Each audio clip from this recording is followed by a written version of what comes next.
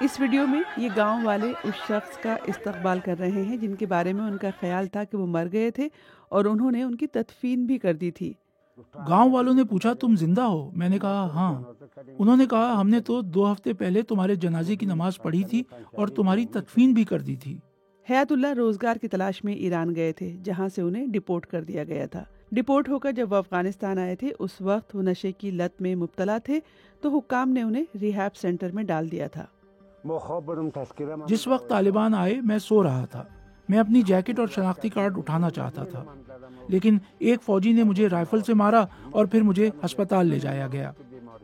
حیات اللہ کی جیکٹ ایک اور شخص لے گیا تھا جس کی بعد میں موت ہو گئی۔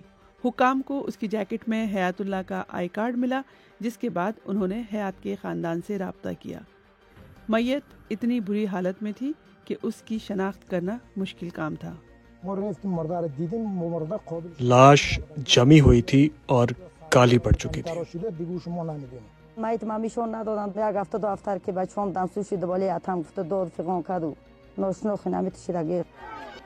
ریہیب سینٹر میں 52 دن گزارنے کے بعد حیات اللہ اپنے گھر واپس آئے۔ گاؤں والے اور حیات اللہ کے خاندان والے ان کو زندہ دیکھ کر دنگ رہ گئے۔ مقامی حکام نے اب اس شخص کی شناخت کر لی ہے جس کو حیات اللہ سمجھ کر دفنا دیا گیا تھا۔ حیات اللہ اکثر اس شخص کی قبر پر دعا کرنے جاتے ہیں اور اب وہ نشہ بھی نہیں کرتے ہیں۔ میں نے خدا سے معافی مانگ لی ہے، اب میں نشہ نہیں کروں گا۔